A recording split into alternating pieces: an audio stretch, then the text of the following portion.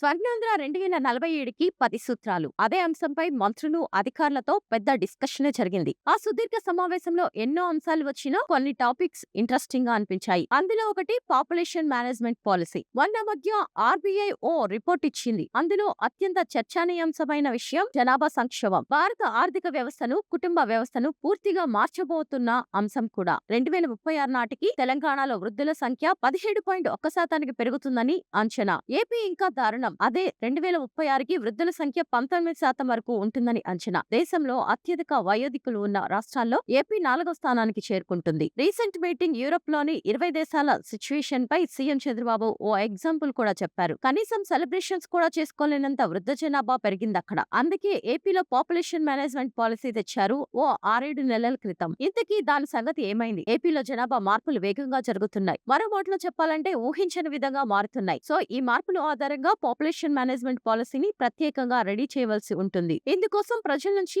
అభిప్రాయాలు, సలహాలు కూడా సేకరిస్తుంది ప్రభుత్వం.